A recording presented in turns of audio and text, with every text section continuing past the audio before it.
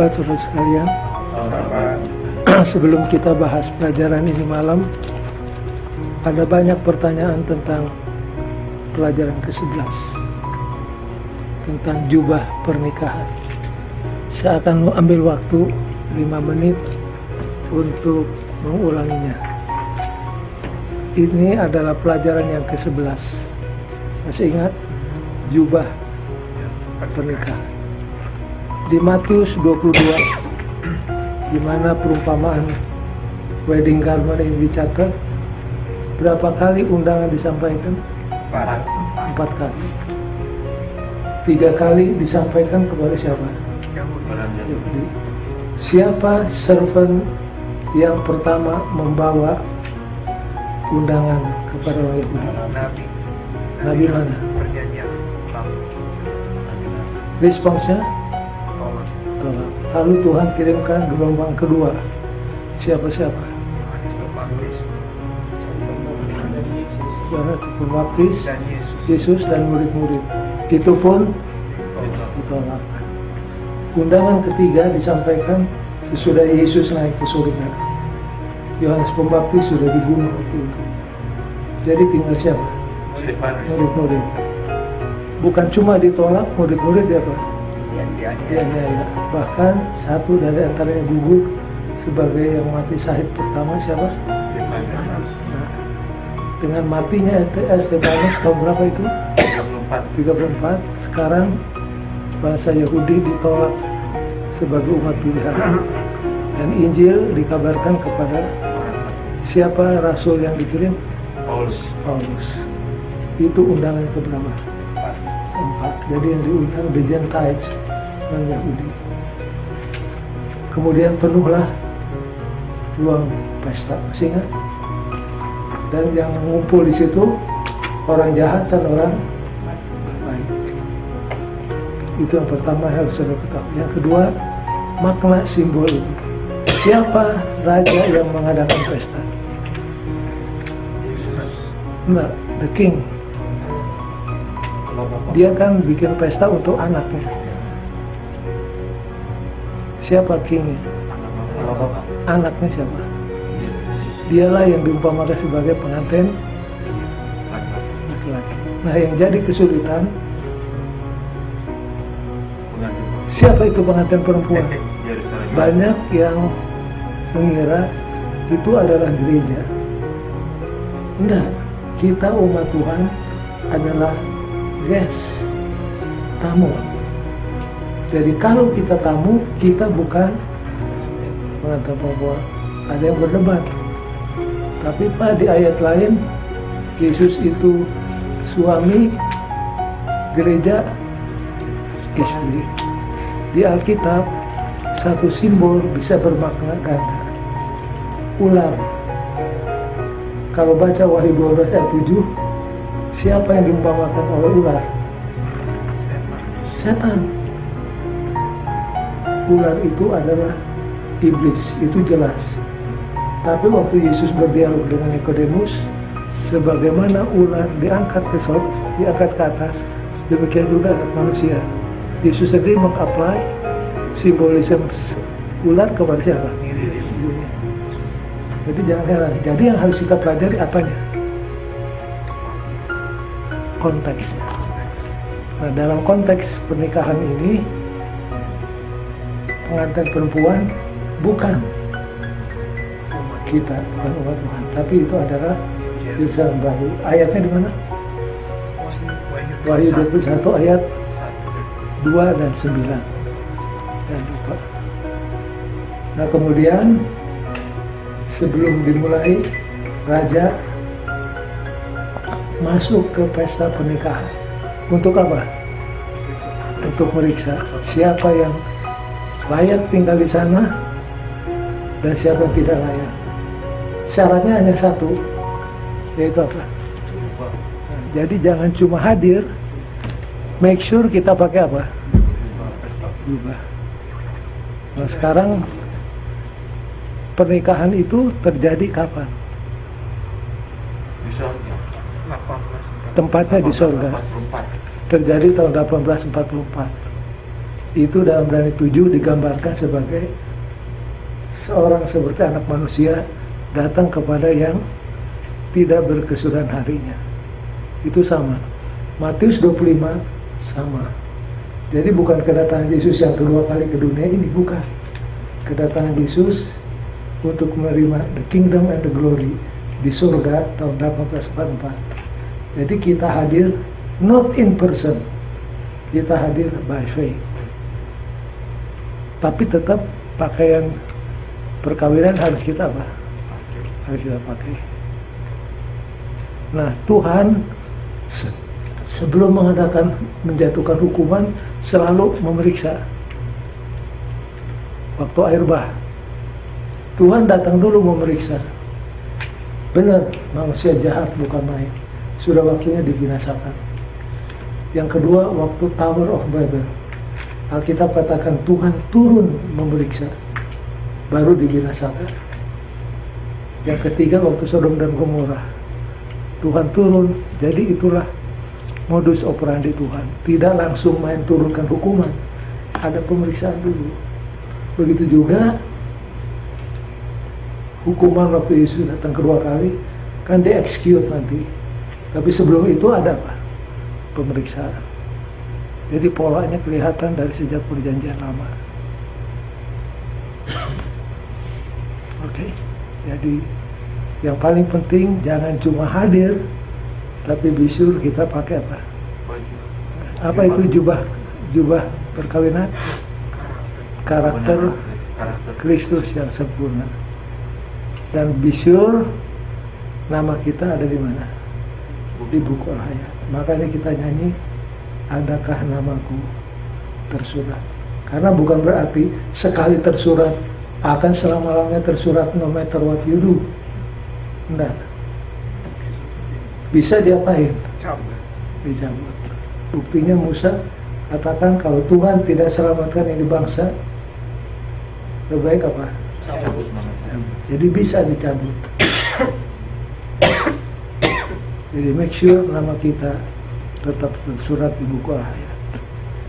Oke, itu ulangan. Sekarang kita masuk di pelajaran yang ke-13. Apa judulnya dalam bahasa? Tersembunyi di dalam Kristus. Tersembunyi Di dalam Kristus. Kalau bahasa Inggrisnya clothed in Christ, berpakaikan Kristus. Di dalam alam kejadian ada banyak hukum alam. Ada hukum gravitasi. Nah, yang sudah kita pelajari bulan lalu, masih ingat? The second law of thermodynamics. Ada hukum alam, natural law, yang oleh para ahli disebut the second law of thermodynamics. Jangan takut mendengar istilah yang canggih ini. Artinya sangat simpel. Ada yang masih ingat? Segala sesuatu yang ada di dunia, kalau dibiarkan sendirian, cenderung akan jadi lebih baik atau lebih buruk. Contoh, kalau saudara punya kebun, taman bunga di belakang rumah, jangan jamah, biarkan itu. Apa jadi? Tambah baik atau tambah buruk? Tambah buruk. Seandainya rumah saudara yang bagus, saudara tinggalkan 3 bulan, jangan ada penghuninya, jangan ada pembantu di rumah. Apa jadi dengan rumah itu? Tim, gimana? Banyak laba-laba. Wah, segala macam ya. Gelap, lembab, banyak laba-laba. Dan rumah itu cenderung akan apa? Cepat rusak. Itu yang disebut hukum alam, the second law of thermodynamics. Satu benda kalau dibiarkan sendirian akan cenderung rusak, tidak akan menjadi lebih baik. Oh enggak, kita lagi Ini bicara tentang deterioration, artinya tambah rusak. Tetapi di dalam spiritual law ada satu yang disebut the gospel. Bahasa Inggrisnya apa? Injil. Sebenarnya apa itu gospel itu apa? Kalau istilah yang lebih sederhana apa? Good news. Bahasa Grekanya evangelio. Good news. Injil itu kabar baik. Kabar baik tentang siapa? Tentang Yesus. Nah, kalau second law of thermodynamics bicara tentang kerusakan, kemerosotan, kalau Injil bicara tentang apa? Restoration. Restoration artinya pemulihan. Yang rusak dipulihkan. Nah, oleh karena dosa, manusia mengalami apa yang disebut kemerosotan total. Karena dosa, tubuh kita yang tadinya selalu sehat, tidak pernah kena penyakit, sekarang tubuh kita jadi apa? Rusak. Mata kita kabur, pakai kacamata. Gigi kita kalau sudah tua copot, pakai gigi palsu. Itu karena apa? Karena dosa. Dan akhirnya manusia akan apa? Mati. Nah, sebaliknya, being clothed in Christ, berpakaikan Kristus, kita akan mengalami apa? Restoration. Pemulihan. Kalau dosa seperti gravitas menarik kita kemana? Ke bawah. Ke bawah. Tetapi kalau kita berpakaikan jubah Kristus, kita akan mengalami apa yang disebut aerodinamik. Itulah yang membuat kapal terbang bisa melayang di udara walaupun ada gravitasi. Kalau sudah duduk di waiting room di airport, perhatikan itu kapal terbang, nggak tahu berapa puluh ton beratnya, tapi tiba-tiba bisa apa? Bisa melawan gravitasi dan melayang. Nah, ada orang tanya, apa yang menyebabkan kapal terbang bisa terbang di angkasa? Karena aerodinamik. Aerodinamik inilah yang melawan gravitas dosa. Jadi kuasa Kristus itu ibarat aerodynamic power yang mengatasi kuasa gravitasi dosa. Oke, itu adalah introduction. Sekarang kita masuk di discussion-nya. Baik. Sesudah saudara pelajari seminggu, dan I take for granted saudara-saudara sebagai guru sudah pelajari di rumah ya.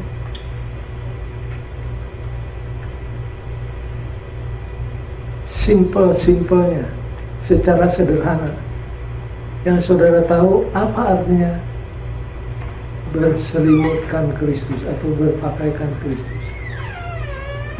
Secara singkat apa?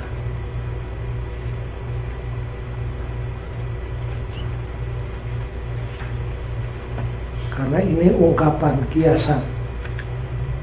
Bahasa Indonesia tadi apa ini? Judulnya? Berpakaikan Kristus. Berpakaikan Kristus. Itu kan kiasan. Secara singkat, apa itu berpakaikan Kristus? Ada, setelah saya pelajari ada berapa sih? Ada hari Senin dia bilang living a life of faith and obedience. Ada yang dia bilang dealing with character building. Jadi banyak ya. Ada banyak. Nah, sekarang kita akan coba melihat secara sistematis. Dan mudah-mudahan dengan disederhanakannya pelajaran ini, saudara akan bisa lebih menghayatinya dan menghafalkannya. Baik, angka Romawi pertama, makna daripada berpakaikan Kristus. Ada 3. Ada berapa? Ada 3. Yang pertama menyangkut tentang legal standing with God. Status kita di hadapan Tuhan.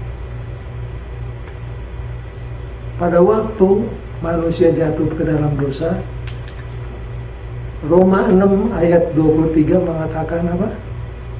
Upah dosa. Upah dosa itu adalah Maut. maut. Ini maut yang mana? Second death. Second. The second death. Ini bukan bicara tentang kematian pertama. Ini bicara tentang kematian kedua, kematian kekal, di mana tidak akan ada lagi kebangkitan. Nah, harus bedakan kematian pertama dan kematian kedua. Kematian pertama itu akibat dosa Adam. Kita tidak bisa mengelak. Apakah dia kriminal, apakah dia orang suci, harinya akan datang lambat atau segera dia akan apa? Mati. Karena itu adalah akibat dosa siapa? Adam. Nah, kalau yang di Roma 6 ayat 23 itu adalah upah dosa yang kita sendiri lakukan. Jadi di saat manusia jatuh ke dalam dosa, standingnya, statusnya di hadapan Tuhan menjadi apa? Kriminal. Jadi kita ini, saudara-saudara, kriminal. Di hadapan hukum kita harus dihukum mati. Itu adalah keadilan Tuhan. Keadilan menuntut orang yang melanggar hukum harus divonis. Itu keadilan. Sama seperti kalau saudara lewati lampu merah. Keadilan menuntut saudara harus apa? Kena tiket dan didenda. Jadi legal standing kita di hadapan Tuhan, status kita adalah criminal under death sentence. Tinggal tunggu apa? Eksekusi. Tunggu waktunya. Tinggal tunggu eksekusi. Jadi kita ini semua kriminal di hadapan hukum Tuhan. Upah dosa adalah apa? Itu sebabnya, itu disebabkan oleh kenapa? Because of sin. Itu bad news. Tapi kita punya good news. Gospel. Di dalam firman Tuhan bukan hanya bad news, bukan hanya diagnose, tapi diberikan apa? Prescription. Bagaimana untuk menyembuhkannya. Yang kedua,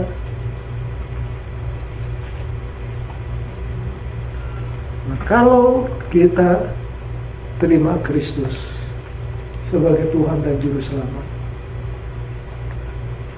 di saat kita terima Kristus, status kita berubah. Bukan lagi kriminal, tapi apa? Suci. The same. Itu sebabnya kalau saudara-saudara baca Alkitab bahasa Inggris, Paulus dalam suratannya kepada jemaat selalu mengatakan kepada siapa? The same in Corinthians, the same in Rome. Mengapa? Karena status kita sudah diubah. Bukan lagi kriminal, tapi kita adalah apa? The same. Kapan terjadi? Di saat kita terima Kristus. Yohanes 5 ayat. Aku berkata kepadamu, sesungguhnya barang siapa mendengar perkataanku dan percaya kepada Dia yang mengutus aku, ia mempunyai hidup yang kekal dan tidak turut dihukum, sebab ia sudah berpindah dari dalam maut ke dalam hidup. Ia akan berpindah Sudah berpindah. akan atau apa? Ya sudah. Sudah. Sudah. Jadi di saat kita percaya kepada Kristus, terima Dia sebagai Tuhan dan Juru Selamat, kita sudah berpindah dari kematian yang kekal kepada hidup yang kekal. Jadi kapan hidup yang kekal mulai? Saat terima Yesus. Kapan hidup kekal mulai? Saat terima Di saat Yesus. kita terima Yesus. Jadi pada waktu itu hukuman mati kekal dicabut dan kita memulai hidup kekal. Ada yang bertanya, tapi pendeta kita kan mati. Itu sebabnya Yesus katakan kematian itu adalah apa? Tidur. Hidup. Jadi buat kita yang sudah punya hidup kekal, kematian itu bukan merupakan sesuatu yang menakutkan. Itu hanya brief interruption. Sama seperti ini malam kita mau apa? Tidur. Mau tidur. Besok kita akan Bangun. bangun. Buat orang Kristen, death is a small thing. Ini White katakan di buku Kerinduan Segala Zaman, buat orang Kristen, kematian itu adalah perkara yang remeh. Itu ibarat tidur. Jadi kita bebas daripada penalty of sin. Buku kerinduan. Kalau istilah pengadilan kita apa? Acquitted. Hakim mengatakan Dismiss. not guilty. Kan ada dua vonis, guilty, Or not guilty. Pendeta aja di buku Roh Nubuat tadi tidak berapa ya? Di Kerinduan Segala Zaman. Di bawah title apa pendeta? Saya lupa. Oke, saya cari. Bahwa Kalau saya nggak silap, waktu bicara tentang kematian Yohanes Pembaptis, di chapter tentang Iya. the imprisonment of John the Baptist, di situ disebutkan untuk orang Kristen death is a small thing. Baik, kemudian jadi kita di apa istilah pengadilan acquitted. Acquitted dinyatakan tidak bersalah atau di justified.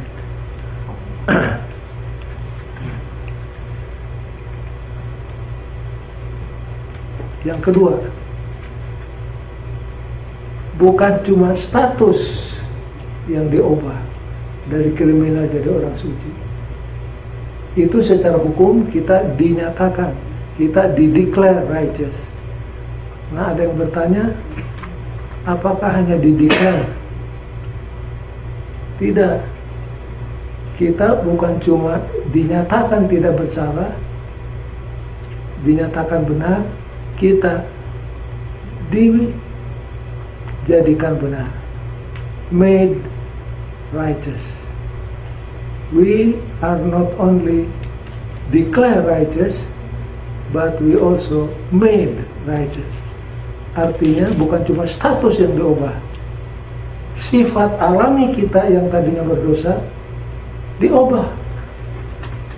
Dan ini adalah satu mujizat yang sama hebatnya seperti waktu Tuhan menciptakan manusia di Taman Eden. Our nature sesudah kita berdosa disebut sinful nature.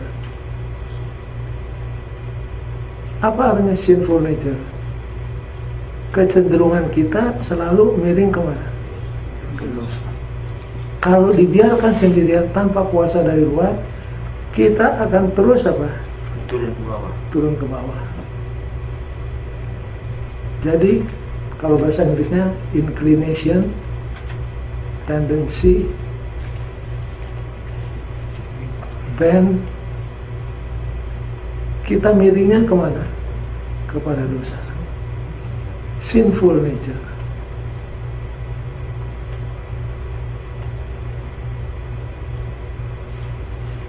Waktu kita ngumpul di gedung ini malam, di ruangan ini banyak apa? Yang tidak kelihatan. Gelombang radio. Sekarang ini gelombang radio ada di sini. Cuma telinga kita tidak senada. Makanya kita mesti pakai apa? receptor. reseptor. Kalau gelombangnya kena, Nyambung. kedengaran suaranya, Kontak. kontak. Nah, kita tidak segelombang dengan surga. Setelah kita jatuh ke dalam dosa, gelombang kita sama dengan siapa? Setan. Kalau lagu rohani tidak membuat kita turn on, karena kita tidak segelombang. Tapi kalau lagunya yang rock, yang jazz, yang kita, karena kita segelombangnya dengan apa? Dengan yang satu. Nah, kalau Yesus, menurut buku Yohanes, penghulu kegelapan datang kepadaku, tapi dia tidak dapat respons daripadaku. Karena bila mana iblis menyuarakan gelombang pencobaannya tidak senada dengan Yesus, tidak mempan. Tapi kalau suara dari surga segelombang dengan Yesus, atau Yesus segelombang dengan suara surga, nah kita terbalik. Frekuensinya sama. Frekuensinya sama. Magic. Jadi kita harus in tune with God, harus senada, harus segelombang. Nah, waktu kita jatuh ke dalam dosa, kita tidak segelombang dengan surga. Sinful nature, tidak sama frekuensinya.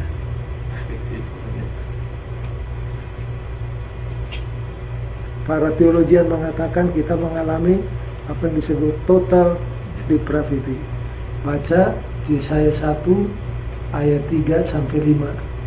Itu menggambarkan keadaan manusia setelah jatuh ke dalam dosa. Jadi kecenderungan kita kemana? To evil.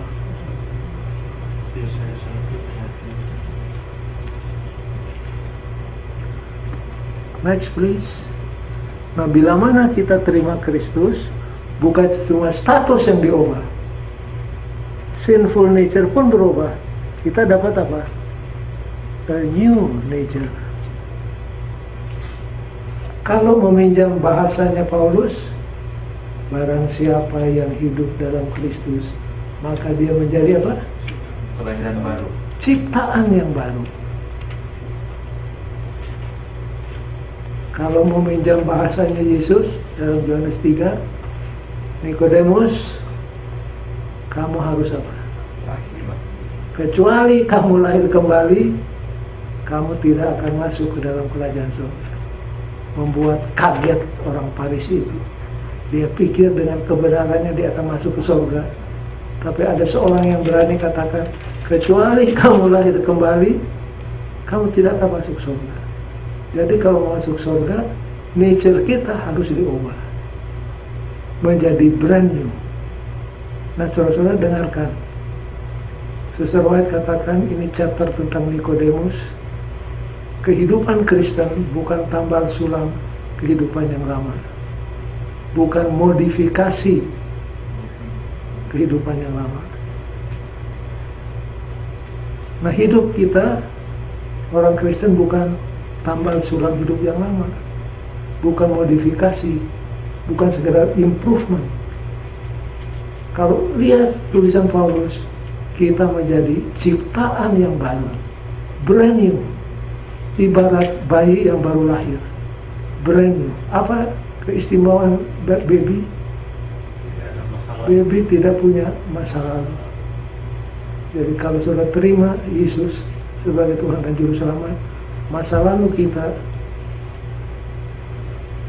yang gelap, yang hitam, yang kumal, semua dihapus. Dan kita mulai dengan clean slate di hadapan Tuhan. Kalau bahasanya Rasul Petrus, kita ambil bagian dalam tabiat ilahi, partakers of divine nature.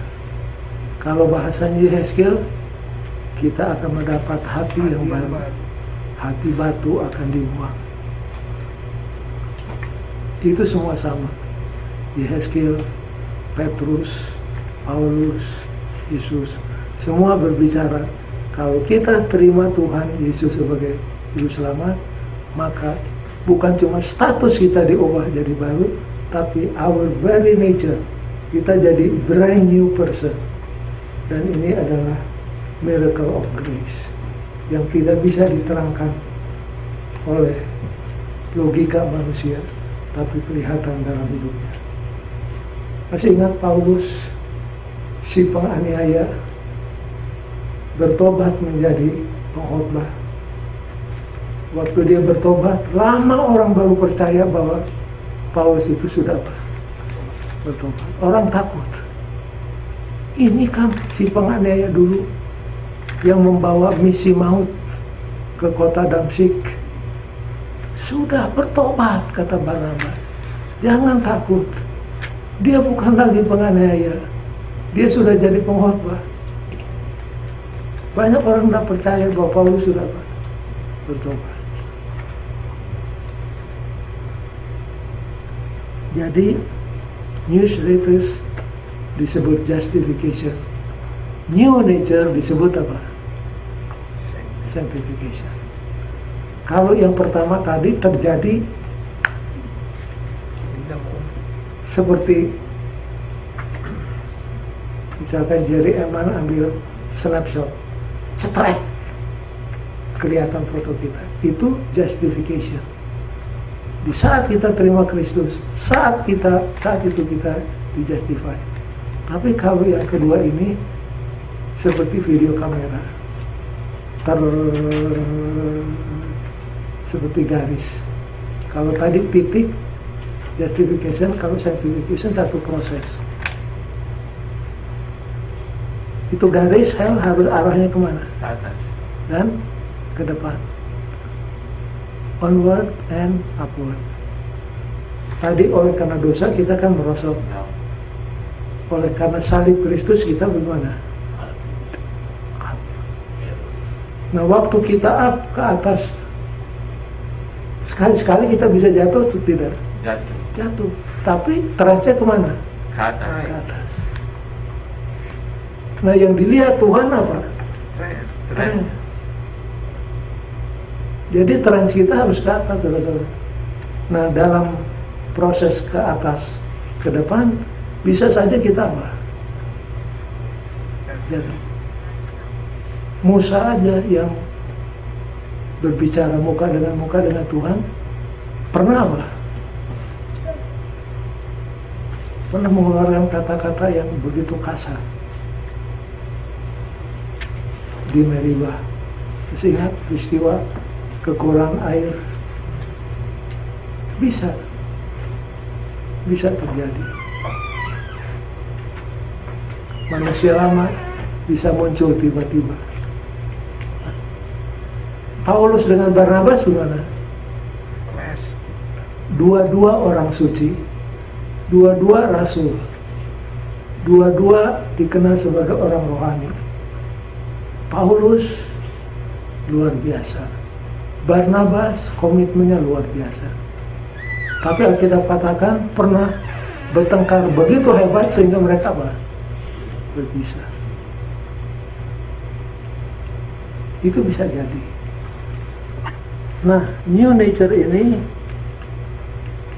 oleh Yesus disebut new birth, oleh Paulus new creation, oleh Petrus partakers of the divine nature. Inilah yang disebut menghidupkan satu kehidupan iman dan penurutan. Ini juga menyangkut tentang karakter diri. Jadi karakter kita harus berkembang.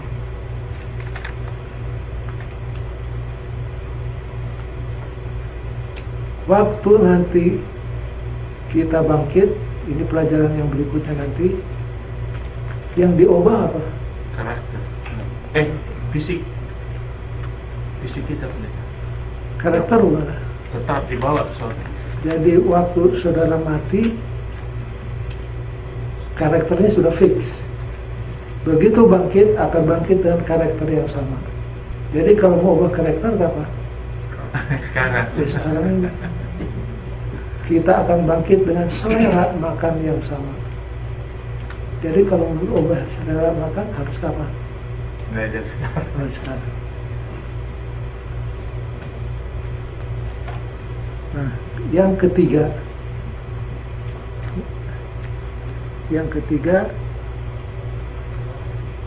apa artinya Kedua Romawi dulu. being clothed in Christ? Jadi yang pertama tadi status diubah, sifat alami diubah. Yang ketiga, ini satu package, ada 3. Yang ketiga, akhirnya fisik kita akan apa? Diubah. Ayatnya di mana? Santi 1 Korintus 15 ayat 51. Mulai. Itu yang ketiganya. Ya.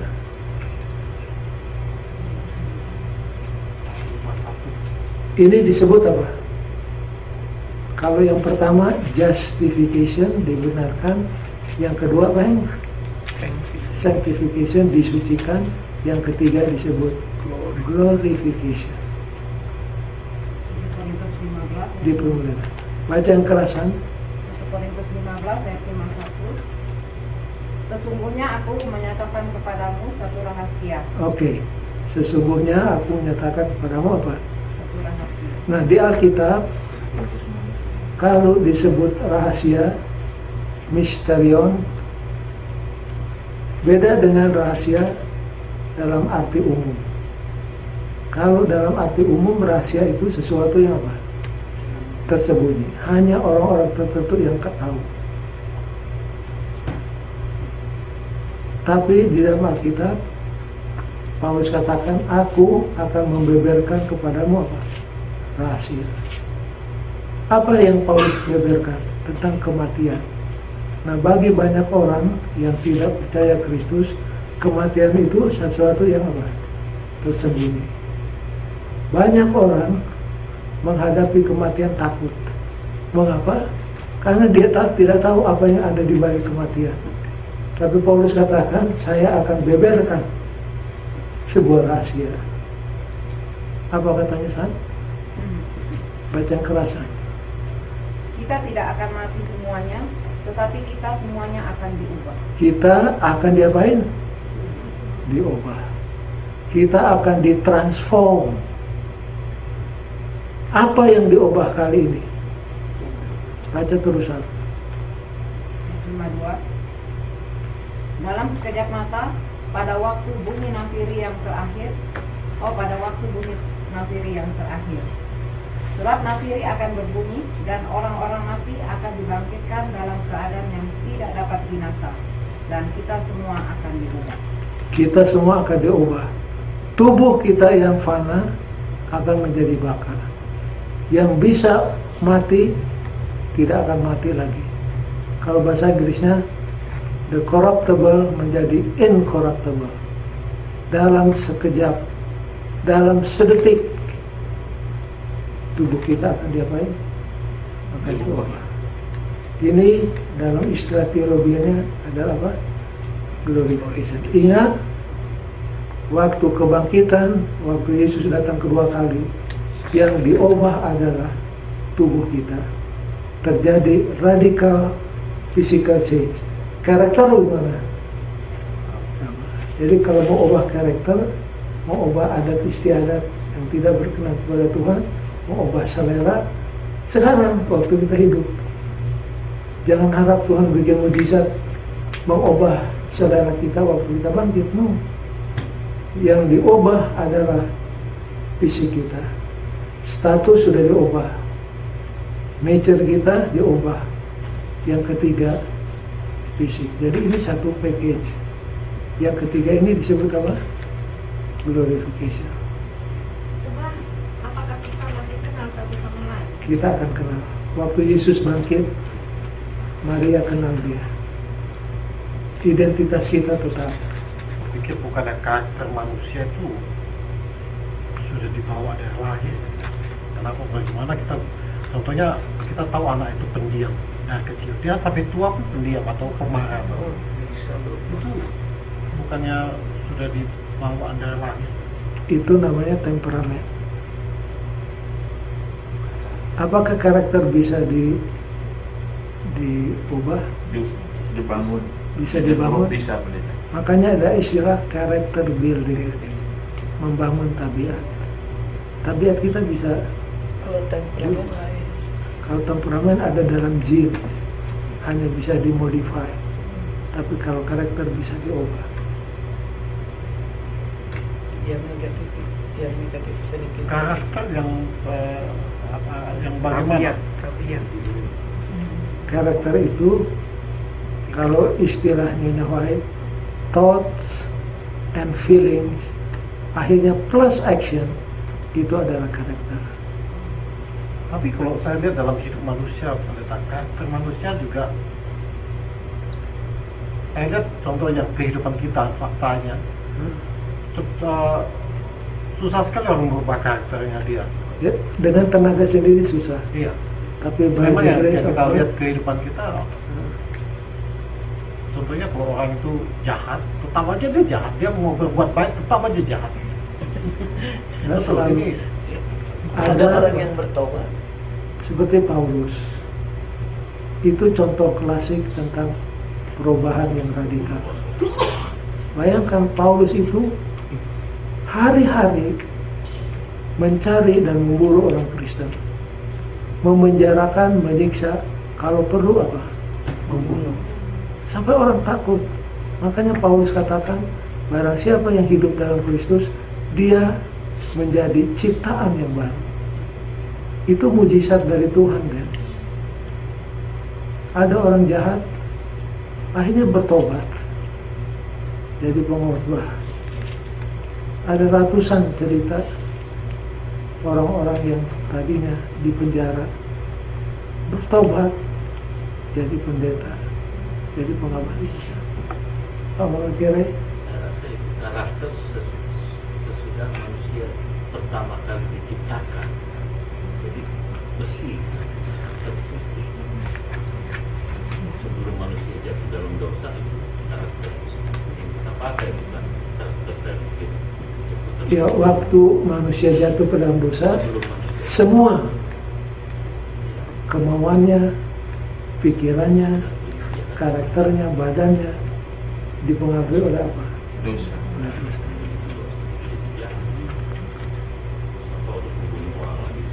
Nah, tadi makna arti daripada berpakaian Kristus.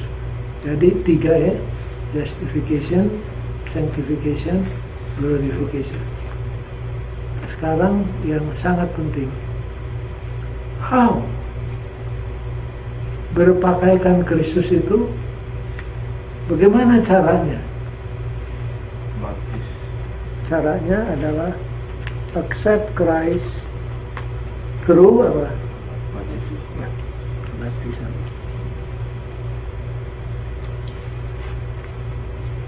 Baptisan perlu atau tidak? Perlu. Ayatnya di mana ya? Karena ada orang katakan, pendeta, yang penting kan saya jatuh cinta sama Kristus, saya punya hubungan, saya terima dia, tapi saya nggak perlu apa? Baptis. Dibaptis.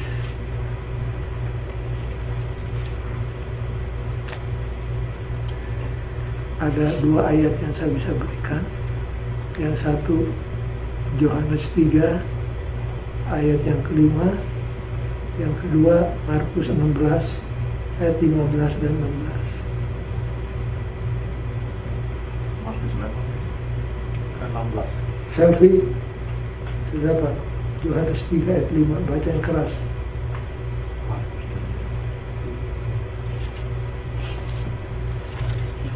Jawab Yesus, aku berkata kepadamu, sesungguhnya jika seorang tidak dilahirkan dari air dan roh, ia tidak dapat masuk ke dalam kerajaan Allah. Harus dilahirkan dari apa? Air. Dari air dan roh.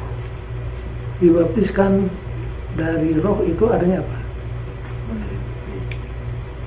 Dibaptiskan dari roh atau oleh roh artinya apa? Itu adalah pertobatan. Kita mengubah hidup kita oleh anugerah Tuhan. Tapi harus dilahirkan dari apa? Air. Dari air. Itu apa? Lambang. Itu baptisan. Jadi pertobatan dan baptisan harus jalan sama-sama. Jadi baptisan perlu. Kemudian Markus 16 ayat 15 dan 16. Siapa yang sudah dapat? Santi.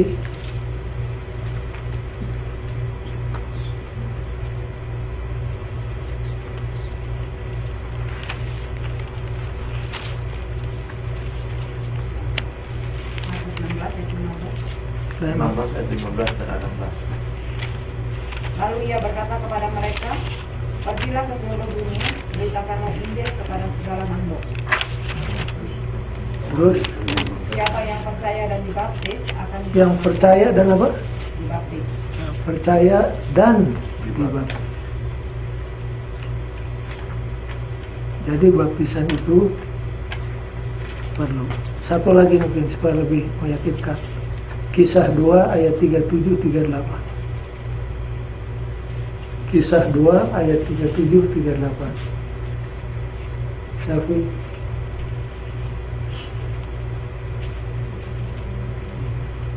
Ketika mereka mendengar hal itu, hati mereka sangat terharu. Lalu mereka bertanya kepada Petrus dan rasul-rasul yang lain, apakah yang harus kami perbuat, saudara-saudara? Jawab Petrus kepada mereka, bertobatlah dan hendaklah kamu masing-masing memberi dirimu dibaptis. Bertobat dan apa? Dibaptis. Jadi Yesus, Petrus jawabnya sama.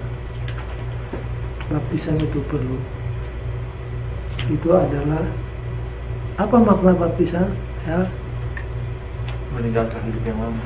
satu, public confession bahwa kita sudah meninggalkan yang lama. Itu yang pertama. Yang kedua, Menerima Yesus. menerima Yesus. Saya belum dapat yang satu yang sangat penting. Apa makna baptisan? Bertobat. Betul, bertobat. Public confession, betul. Meninggalkan dunia, betul. Ada satu yang harus saudara ketahui. Heng,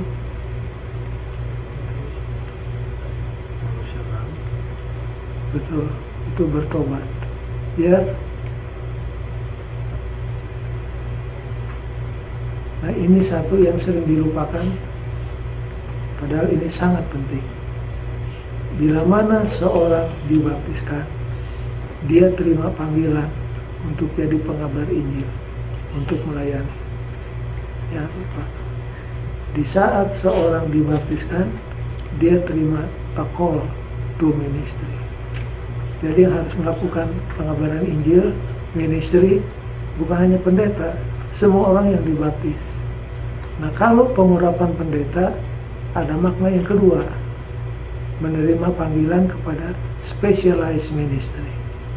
Dia bukan cuma ngabar Injil, dia harus melatih anggota-anggota untuk menjadi pengabar Injil yang tangguh. Jadi pekerjaan pendeta bukan mengabar Injil yang pertama, harus melatih anggota untuk menjadi pengabar Injil. Nah, kalau ini teori diikuti, pekerjaan Tuhan akan cepat selesai. Jadi jangan lupa, baptism is a call to ministry. Ordination is a call to the specialized ministry. Jadi pendeta jadi pelatih, coach di dalam gereja. Jadi kalau pendeta tidak melatih, dia belum melakukan tugas yang paling penting. Tugas pendeta yang paling penting bukan ngajar Injil. Bukan, saya tidak keselelita.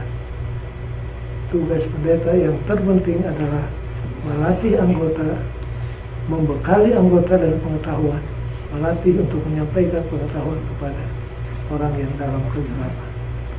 Oke, itu menyimpang sedikit. In conclusion,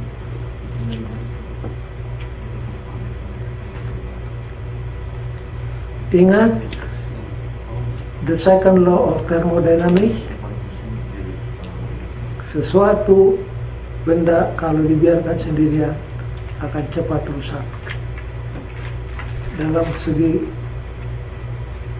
kerohanian, segi fisik, dosa itu membawa kemerosotan. Dosa itu membawa kebinasaan dan akhirnya kematian yang kekal. Tapi good news malam ini yang kedua,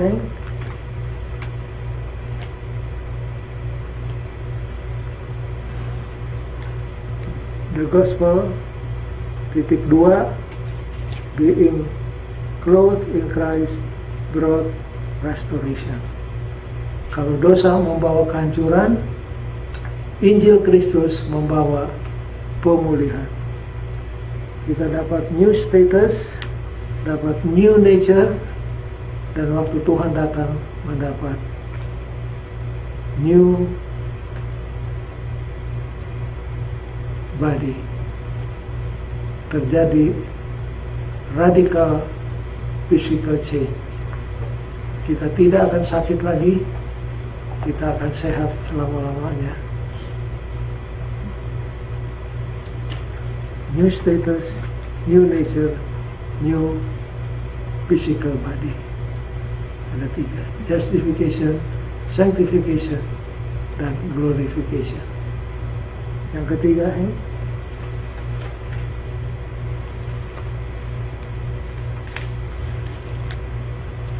being clothed in Christ, berpakaikan Kristus, bukan hanya membawa citra moral Yesus, bukan hanya memantulkan karakternya, bukan hanya menghidupkan prinsip yang dia ajarkan kepada kita, bukan cuma legal change, bukan cuma moral change, it also will include radical physical change.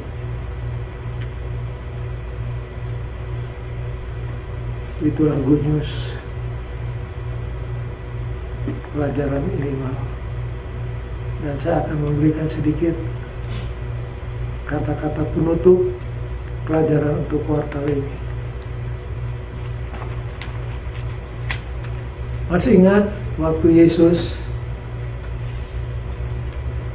ditegur oleh ibunya di Ka'bah karena Yesus hilang dari penglihatan mereka, umur 12 tahun.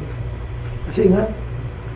Bapak ibunya bawa dia ke Ka'bah umur 12 tahun. Waktu pulang, ibu bapak tidak tahu Yesus ketinggalan di mana, di Yerusalem. Sesudah sehari perjalanan, waktu mereka mau dirikan tenda, biasa Yesus bantu dirikan tenda. Di mana Yesus ini?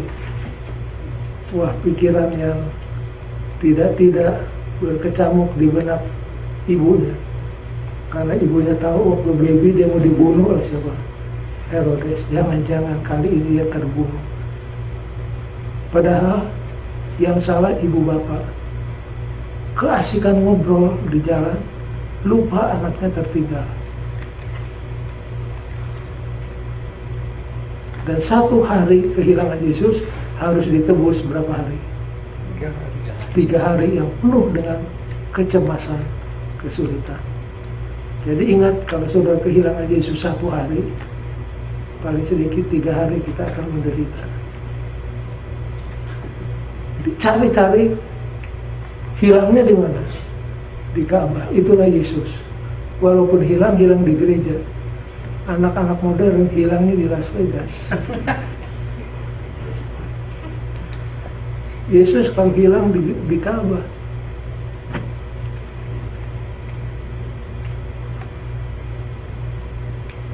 Pernah kami waktu sekolah di Andrews jalan-jalan ke Florida sama-sama dengan keluarga Utagawa.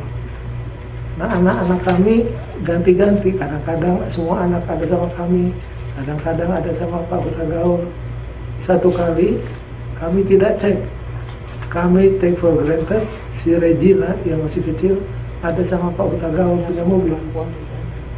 Waktu kami sudah berpuluh-puluh kilometer mau makan siang, saya lihat mana si Regina ini, ketinggalan bermil-mil jauhnya. Saya bisa merasakan perasaan Yusuf dan Maria waktu itu. Panik kami. Akhirnya saya berdua dengan anaknya orang Tagau naik mobil kembali. Dia sedang bersiul-siul di depan televisi. Jadi begitulah, waktu Maria ketemu Yesus, kenapa kamu bikin susah kami? Kami cari-cari kamu, tidak ada. Yesus bilang apa? Tidak tahukah kamu bahwa aku harus berada in my father's business?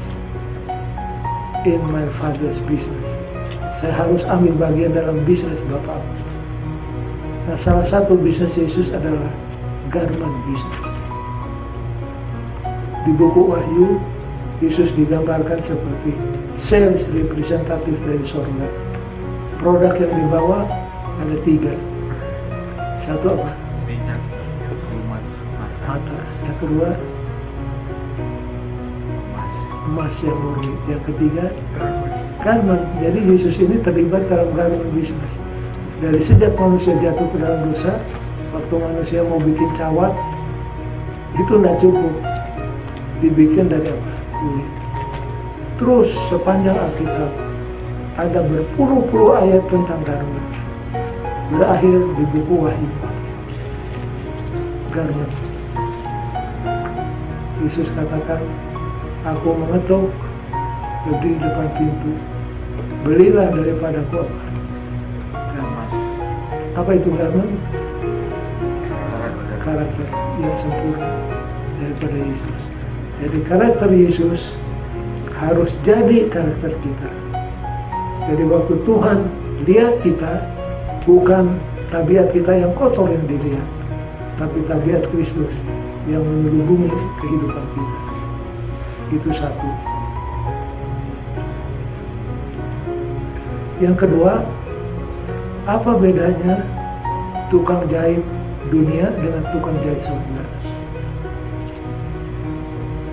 Kalau tukang jahit dunia, yang diobah-obah adalah bajunya, disesuaikan dengan potongan badan saudara. Kalau saudara tadinya gemuk, sudah kurus, harus digunting. Tapi kalau tukang jahit surga, Yesus, yang diubah manusianya, disesuaikan dengan jiwa. Hidup kita diubah, disesuaikan tabiat Kristus. Di malam hari ini, biarlah kita katakan, Yesus, saya dengar ketokan di pintu hati saya. Masuklah dan pakaikan kepadaku jubah yang sempurna, jubah kebenaran. Itulah kiranya jadi doa kita, dan saya percaya Tuhan akan jawab doa kita. Mari kita tunduk kepala untuk berdoa. Tuhan, Bapa kami dalam surga, terima kasih atas kesempatan yang Tuhan berikan pada malam Sabat ini, di mana kami telah mengakhiri satu kuartal lagi pelajaran tentang jubah yang benar, jubah anugerah. Kami tahu hidup kami penuh dengan dosa yang sangat najis di hadapan Tuhan. Tapi kami berterima kasih karena Yesus menawarkan jubah kebenarannya. Biarlah malam hari ini kami biarkan Yesus memakaikan jubah kebenaran, jubah tabiatnya yang sempurna. Supaya dengan demikian, bila mana Tuhan datang untuk berwaktu, kami kedapatan layak, tidak bercacat celah, karena kami berpakaikan jubah Kristus, jubah kebenaran, jubah anugerah. Terima kasih Tuhan, kami sembahkan doa ini demi nama Yesus, Tuhan dan penebus kami. Amin.